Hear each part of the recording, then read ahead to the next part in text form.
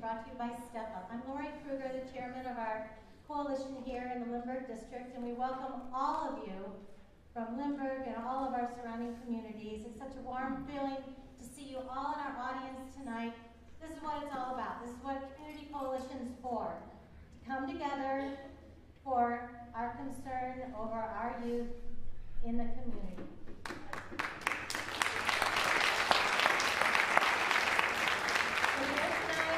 We're here tonight for those kids, for our sons, for our daughters, for our nieces and nephews, for the students that we teach, for all those kids, so that we can better learn what it's all about, what's out there, what we can do, how we can help, what we can be aware of, so we can get educated and be aware. And the best person to do that is someone who's been through it, who's continuing to go through it, and has an amazing story to tell.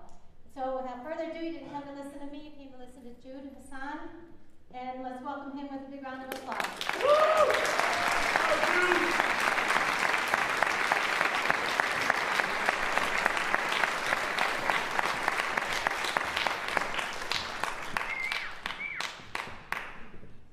I couldn't have said it any better. Thank you guys for all coming out here tonight. And I wanted to thank the NCADA and the Step Up organization. They've been a great partner of ours since we really begun this whole thing. Just going to go right ahead into my story. As she said, my name is Jude Hassan, and I started an organization. It's called Suburban Junky. I also wrote a memoir called Suburban Junky. And the memoir came out about 3 months ago. I worked on it for about 5 years, and there was just a lot of really painful, hard memories in there that it was a really hard thing to do. But it got it all out, and after I was done, I just felt really relieved, and now I'm here, able to share my story in front of all of you, and I'm very grateful for that. I grew up in University City, Missouri, and I couldn't have had a better upbringing. My father was a drug counselor / social worker, and he worked in inner city St. Louis. And my mother was a director of a daycare shelter in downtown St. Louis. So my parents were very exposed to a way of life that made them very cautious as parents. And they brought that home. And they raised us a certain way. And they brought us up with the best morals. And I couldn't have asked for better parents, really. I can't think of a time where I ever saw my mom or my dad smoke a cigarette or drink or go gamble. I mean, every night they were at home spending time with their kids. They lived for us. They would have done anything for us. And so anyway, around the age of 11 years old, we decided that it was time to move from University City and move out to Chesterfield. My parents had been saving up money. They knew that they wanted to make the move for quite a while, and they were very excited to get going. You know, they heard great things about the Rockwood School District, and it's, you know, a great school district, and so we were all very excited. We left our house there, and we headed out to West County, and I entered middle school at Crestview, and I was kind of a loner. I didn't have too many friends. I was the new kid, so I really just stuck close to my house. And it didn't bother me. My parents, I loved spending time with them. They were everything to me. They really were. I could stay with them 24/7 and never get bored. I was like a real mama's boy. I enjoyed every moment. But after around 8th grade or so, it got a little old, and I started craving more of a social life, and friends became more of an importance to me. And that's kind of where I became open to like hanging out with people that I probably wouldn't have hung out with. So I went to high school, Lafayette. First semester was great. Made almost 4.0 grade point average. I was, playing sports. Everything was great at home. My brother had just went off to college, and I had a younger sister, and we had a great relationship, and everything was picture perfect. But like I said, I was craving that social presence that I hadn't had in my life, that I lacked. So one day, somebody that I played football with came up to me, and he invited me to go and hang out with him at this party. And I was ecstatic. I was like, yeah, of course, definitely, I'm definitely going. I told my mom, that was the first time I ever lied to my parents. I told my mom that I was staying after for football, to watch a football game, and so that was that. So I had the whole night, and I jumped in the car with my friend, and we headed out to this party. And before we even got there, he started rolling a joint, and I was really nervous. I started shaking. I knew it was wrong. I knew I wasn't supposed to be that was the last thing I was supposed to be doing. Growing up with a father as a drug counselor, I knew, weed was completely off limits. It was against everything that I'd been brought up to do. And anyway, I just pushed myself to do it. I knew it was wrong, but I pushed myself to do it anyway. And I took a few hits off the joint, and I just acted like it was just a normal thing, and that's kind of where things started to decline. After that point, we showed up. We got to the party, and I started drinking, and that was the first time I'd ever drank alcohol at all. My parents were very religious, and they didn't drink. They didn't do anything, so alcohol was basically a sin. I got drunk. I got high. But more than the feeling of that, I just enjoyed the attention. I enjoyed the party scene. I enjoyed how it felt to be in the midst of all these people that were popular in high school, and it just drew me in.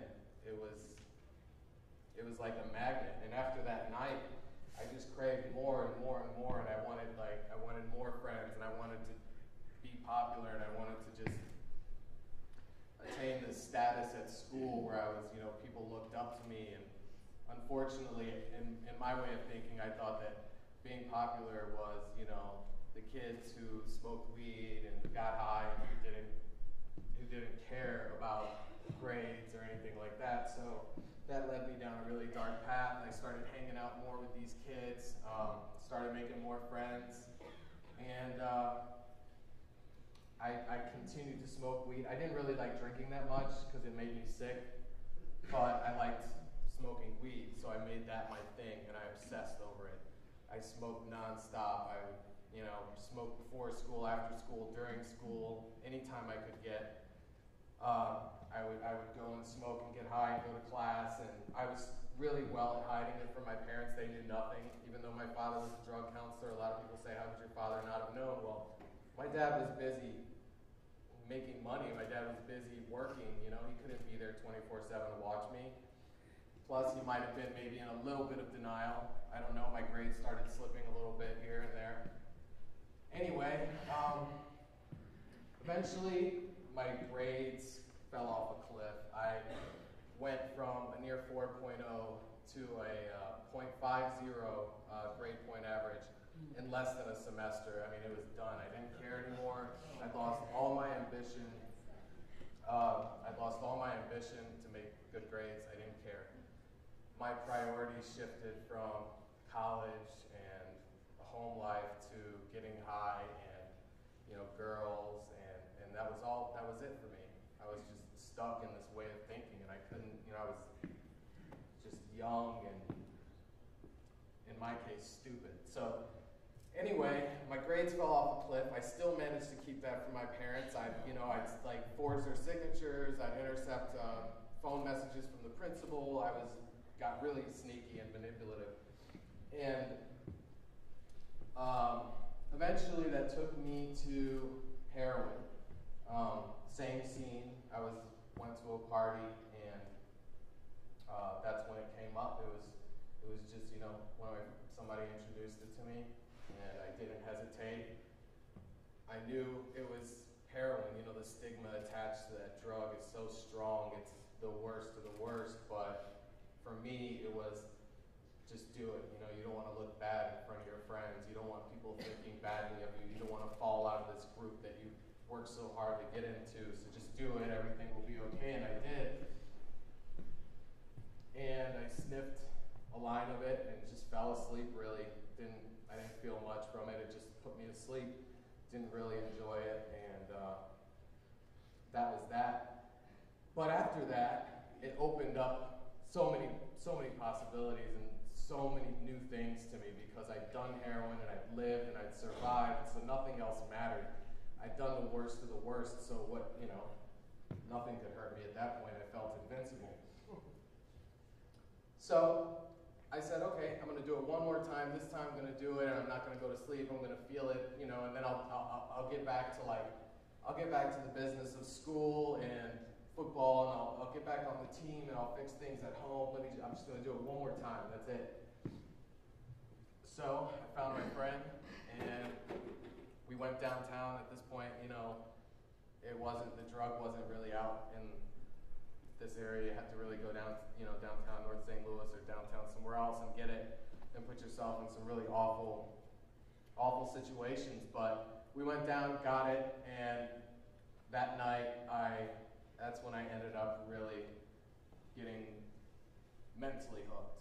I did it, and I just kind of fell in love with it.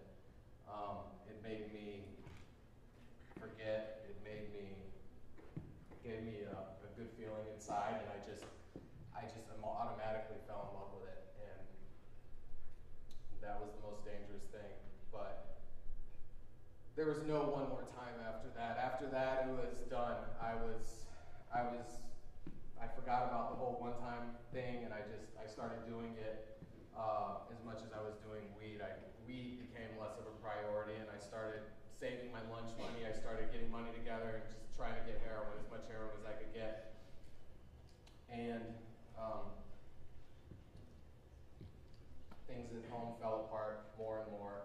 I grew more distant with my father, my mother. In between all this, they found out that I was getting high. They found some weed in one of my pockets. They didn't know I was doing heroin, but they found out about the weed. They sent me off to a rehab. They thought it would fix me, and it didn't. I didn't want to be there, so I ended up getting kicked out like 3 days into being there, and got out of rehab, continued to do heroin, continued to get high, continued to party, just didn't care. I was as reckless as you could get. Eventually, money ran out. My parents caught on, and they weren't giving me money anymore. They cut me off.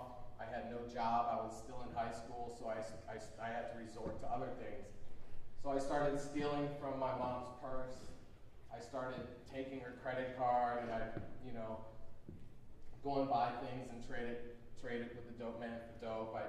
Anything that I could get my hands on, I'd trade it for dope, or I'd get cash somehow, or I'd go and pawn everything from my room. Eventually, I had nothing left. Started pawning my parents' stuff, and it got really, really, really bad. And it was senior year at that point, and it was already really bad, but I got really upset, and I got really down on myself because I was going out with this girl, and she broke my heart, and I used that as an excuse to use more, and I used more and more and more because it made me forget, and I didn't want to think about this girl, and I didn't want to think about what had happened. And after that period of time, I started getting sick. I was completely physically, mentally addicted to the drug. I couldn't go a day without it. I couldn't go 6 hours without it. And so money was short, like I said. I was having to use more to keep up with my habit, so I started shooting it up. And after that was another fall off a cliff point. I just went into a downward spiral that took me to such a dark place. I wasn't going to college, and I knew that, and all my friends were going off to school, and I got really resentful. I started hating everybody. I started hating myself. I started hating my friends. I distanced myself from everyone. everybody's going off to school, everyone's happy, and I'm sitting in my room injecting myself with this drug, and it's putting me in a really bad way. It's making me a really mean person. And I was stealing from people, and I wasn't a nice person to be around. I was just a bad person. And anybody who knows me knows that's the opposite of my personality. I'm a really nice, generous, good person, but the heroin and the drugs had just sucked the life out of me. It had taken everything good and just traded it with bad. And the worst part was I didn't care because I was numb. I didn't care that my mom was dying in front of me because she was watching me die. I didn't care because I was numb. And whenever I did feel something, I would just go and use more to numb those feelings. So I never had a period of time where I could actually get clear in my head and think straight to be like, what am I doing? I just shot away my entire childhood, and what am I doing? Like, just snap out of it. I couldn't do it because I just continuously using these drugs, pumping myself with them. But eventually I graduated. I have no idea. My mom basically grabbed me by the ear every morning. I graduated a semester late, but I graduated nonetheless. And after that, there was about a 6-month period where I just sat at home and did nothing. I got a job and I used all my money on dope, and I wasn't doing anything. I was sitting in the basement. The only time I'd go out was to get score and go back home. And my arms at that point, I couldn't wear short sleeves because my arms were so badly bruised and mangled. I was wearing long sleeves everywhere I went. And somehow, miraculously, I managed to get into a college in Fulton, Missouri, and a couple hours away from St. Louis. And it was a horse riding college called William Woods. And a lot of people, mostly girls, but some guys. A good friend of mine went there too. So it was a great chance for me to clean up and get better and have a great experience, a great college experience, and just get my act together. But instead, I used it for the worst possible reasons. Like, my parents decided that they were going to send me off to a rehab center where they did really quick detoxes. They'd get you in for 3 days, pump you full of methadone, and then send you on your way. And it was on the east side, and I told my mom, I was like, Mom, just send me there, I'll get clean, and once I get clean, I'll be able to do well in school, I'll pull it all together, all I need is for this stuff to get out of my system. I didn't realize how mentally sick I was. So when I went into the hospital, but I didn't go in there thinking I wanted to be clean. I actually took heroin into the hospital with me.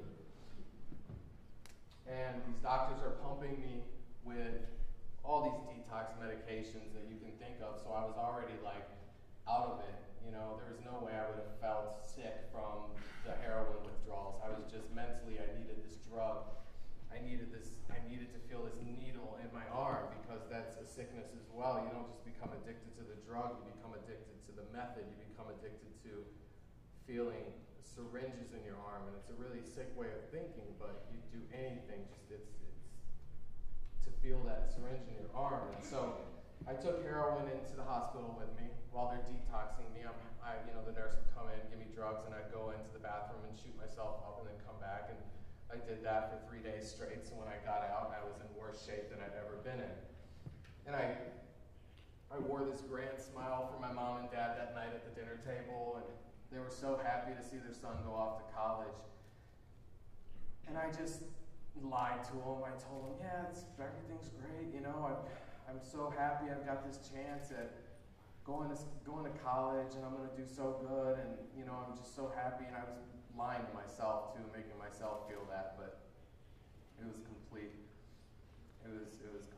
wrong and false. But my mom dropped me off the next day, and I had manipulated her enough to leave me with a couple $1,000 for school books and lunch money and whatever else I needed at school. And she left me with the car. So once she left, I got in the car and I drove the 2.5 hours downtown to go meet my dealer. And the stuff was calling me. And I went and I spent half my money, went back to school, and started shooting up in my dorm room. And I did that for a couple weeks until my car was no longer operable. The brakes on it were out. I was out of money. I'd lost so much weight. I was basically, if I looked at myself in the mirror, I looked like death. I was just waiting to die, basically. And I didn't care if I died at that point. I was completely not thinking about the consequences of what I was doing. So I eventually called my dad, and I asked my dad to send me more money.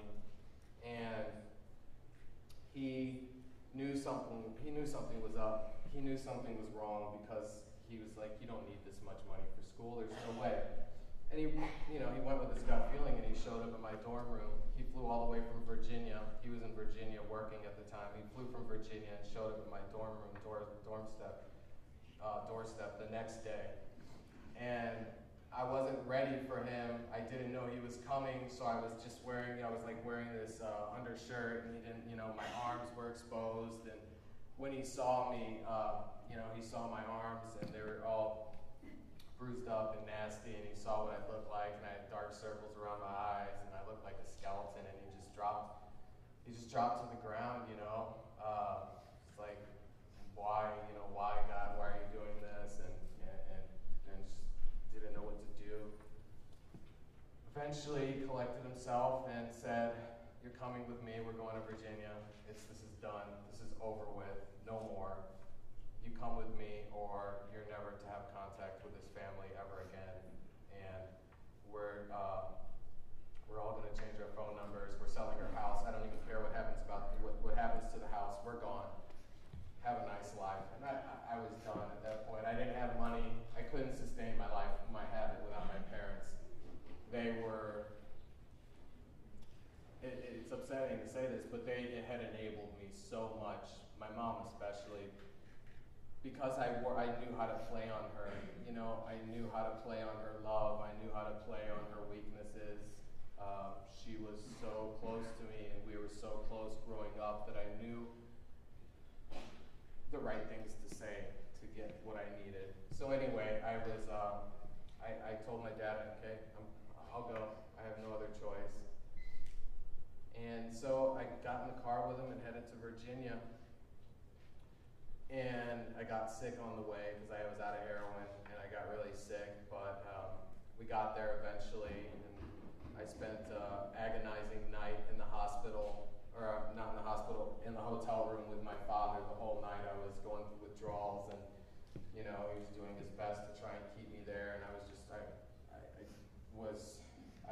wanted to die, basically, at that point. Anyway, I made it through the night, and he took me to a methadone clinic the next day, and I started feeling a little better. So I started going to the methadone clinic every day, and I got on a really high dose of methadone, like 200 milligrams of methadone, and I was just numbing myself. I didn't want to think, but I started living kind of normally again. I got a job, I started doing school again, and I was convincing myself that everything was better, everything was okay, although it wasn't okay. I was not getting sick, but that's because I was on all this methadone. But I was still very screwed up in my head. My way of thinking was still completely off, and I hadn't fixed that. So, of course, it only took a few months before I relapsed, and I found a group of guys up there who were selling weed, and the worst group of guys you can probably possibly think of. They robbed people, and they sold drugs, and they were just a really bad group of guys, but I connected myself with them, and I started smoking weed again. A week later, they called me up, and they wanted me to go over to this guy's house with them, and I really didn't understand what the situation was, but I was like, same as before. I was just, okay, all right, I'll do it, anything to just buy your approval. That was me. And so I went along with it, and we got in the car. I didn't know what was going on. I just thought we were going to get this person's, my friend's watch. Anyway, we get to the house and these guys start putting on like ski masks and they're pulling out bats from the trunk, and I knew something was off. Something was completely wrong, but I didn't say anything. I should have gotten far away from that situation, but I didn't say anything. I went with it.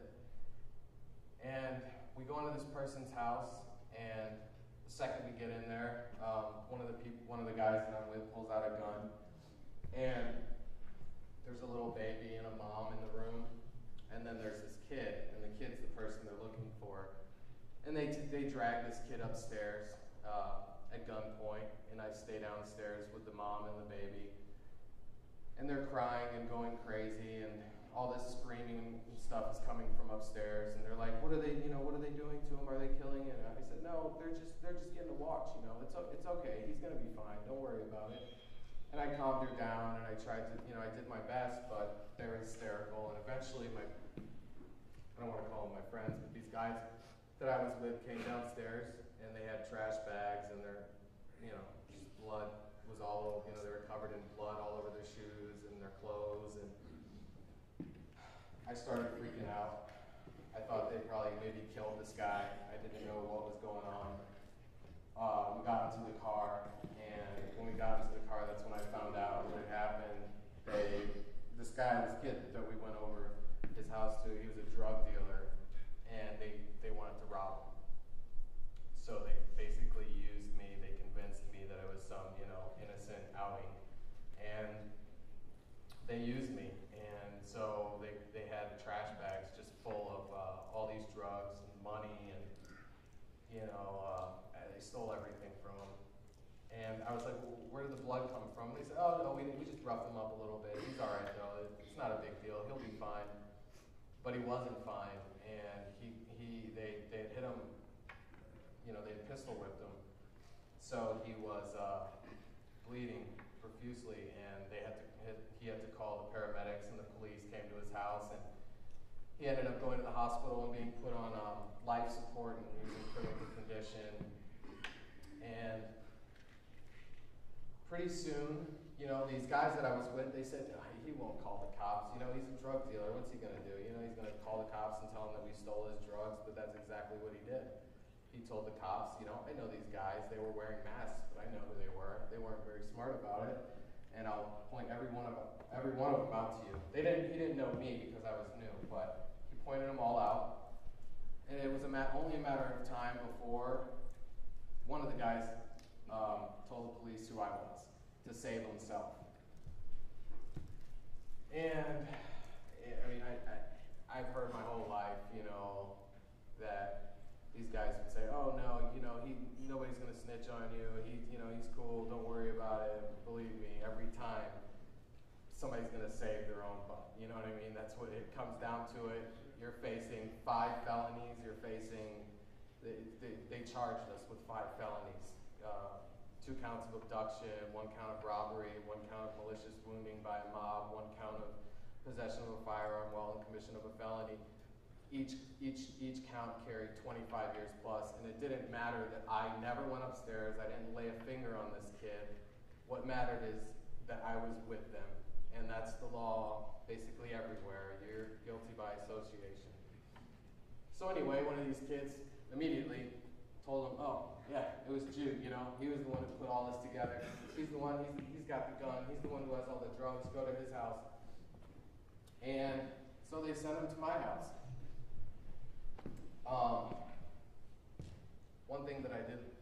One important thing that I did leave out, my dad, right when I moved to Virginia, on the ride there from college, told me in the car that he had been diagnosed with cancer. And he told me that he didn't know how much longer he had to live, and it was a really aggressive type of cancer. And he told me that's why he came and got me from school, is because he wanted to see me get better before, if he inevitably died. And he at the point that, so when the police busted into the house looking for the gun and the drugs, my father had just gone through chemotherapy treatment. And the police, they thought there was a gun in the house, so they came in full force. They came in with their, assault rifles and ski masks on and scared the crap out of my family. And my sister was home, and my mom and my dad, and they dragged my father upstairs, and I wasn't home. But my mom ended up calling me frantically and said that police were at the house looking for me, and I needed to come home. So I did. I turned myself in the next day, and like I said, I was facing 5 felony charges, and I was done. I was facing the rest of my life in prison, and I was 20 years old. I was a kid. But anyway, after I turned myself in, they took me to jail, and I was on, like I said, a really high dose of methadone. And I don't know how many people are familiar with methadone, but it's a very strong medication. It's like heroin, but the withdrawals from it are like times 10. They're the worst withdrawals you'll ever feel in your life.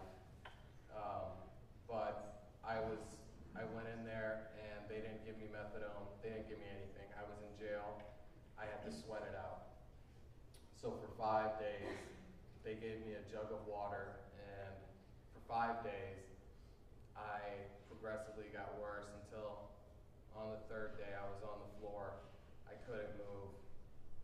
I was laying in my own throw up. I couldn't move. I wanted to die, and I was just begging these guards. I was begging them to let me out, to just give me some medicine to help me get better, or please, I told them, please, I'm a kid, please just let me out of here. Like, I'm sorry, I didn't mean to do what I did, just give me another shot. But I didn't really understand what I had done. I didn't understand that there was no going back. I had done what I had done, and I had to deal with it. I wasn't a kid anymore. I felt like a kid because during my whole childhood, I was on drugs. So my whole, when your brain grows and your whole natural progression of childhood, it was done. So I was basically still a kid in a 20-year-old body, but they didn't care. They let me sit there and just lay there on that floor for 5 days and 5 nights until eventually my mom put the house up in exchange to get me out of jail. After all that I'd done to my parents, after everything that I'd done to my parents, my mom still was there for me, and that's that kind of love you're only going to get from your family. But she came and got me, and I went to my house, and I saw my dad, and he was laying on the couch, and he was just in really bad shape. He was a twig. His muscles had atrophied from being bedridden for so long, and he couldn't move, and he was on morphine, and he could barely speak. But I told him that I was going to make things better, and I was going to make him proud of me, and that I was gonna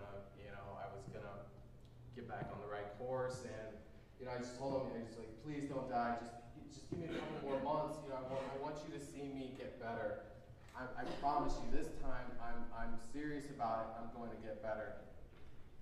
And I really was. At that point, I'd had enough.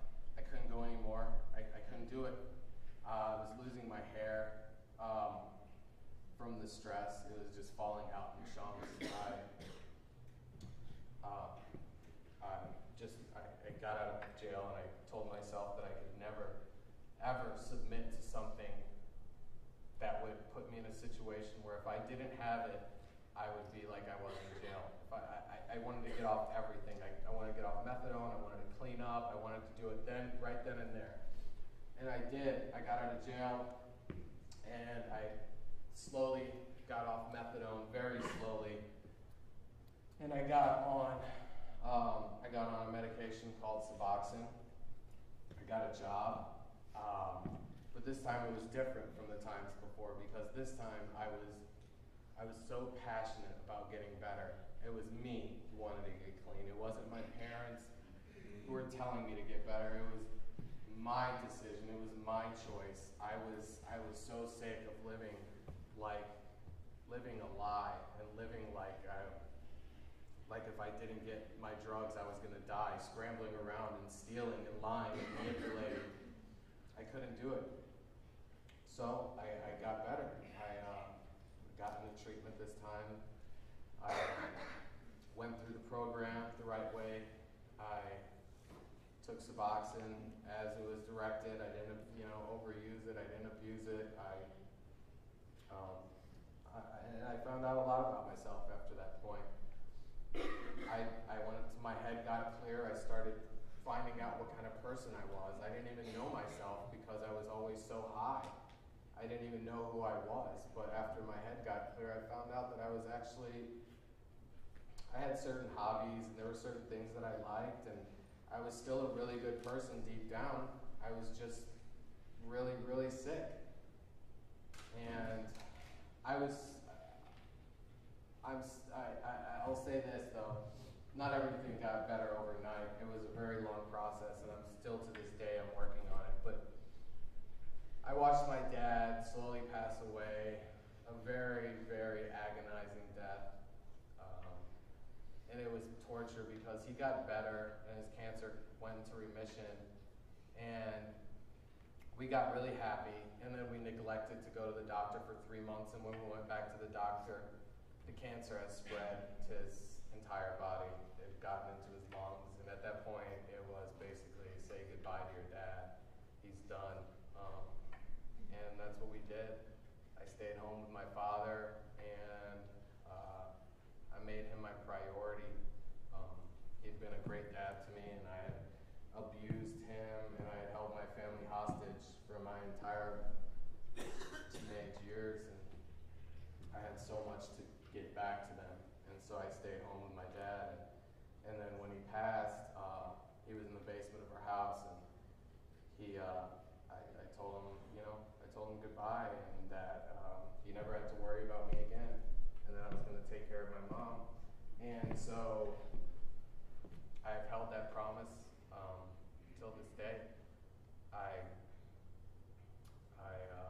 I'll never do another drug. I know that's reckless to say, but the way I feel right now is you basically have to put a gun up to my head to make me do anything that would alter my thinking or put me in a situation where I'd go back into that, because I know if I start using again, it's going to be suicide. It's going to be death for me. It will kill me, and I won't want to live because I can't relate to that person that did those things anymore. I wrote this, and I started writing the book. I started writing actually short, like on a notebook paper, because I had so much in me that I hadn't let go of. I had so many feelings that I had drowned in like drugs, that they were eating me away. Even after I got clean, they were killing me. Guilt and remorse and just all these feelings. So I started writing them down, and I got them out. And shortly after that, a couple years later, I received a call from my wife now, and she told me that one of my best friend had overdosed back here, and he was dead. And I didn't really know the situation. I had kind of cut off ties from this part, like from St. Louis, because I knew that I wasn't well enough to come home. So when I heard that, it destroyed me. He was one of my closest friends, and he was too young, and he had just gotten better and just got out of rehab, and went and used one time after he got out of rehab, and he died. And that was it. But after that, I started writing. My wife convinced me to write this book. She told me that the situation back in St. Louis had gotten so bad, and there was an epidemic of people. It was people that I had never thought in my life would ever use were using. Kids that I went to school with that were star athletes and 4.0 students like myself at one point, and it just boggled my mind. But so I wrote the book, and with a very open heart, and I put a lot of things in there that I was nervous about putting in there, but I put in there anyway because I wanted to reach out to people. And shortly thereafter, I moved back to St. Louis about a year ago, and we started Suburban Junky, and I published the book. The book got published, and since then it's been, we got married in March, and it's been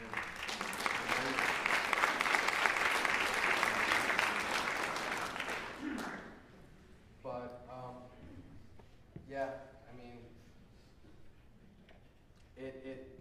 I still look back on that period of my life, and it just doesn't seem real. Even when I talk about it now, I kind of distance myself from that person because it doesn't seem like I did those things. And there's a lot of things that happened, obviously, between that period of time that I was using that I haven't gone into detail about. But there's just nasty, awful things that I did to get my drug, to get that drug, and I stepped on people. I just, I stole. I hurt everyone in my life, and mostly I hurt myself. I killed my chances of going to college. I did a lot that can't be undone, but I can't live my life regretting. I'm just trying to move forward, and right now things are great, and I'm happier than I've ever been.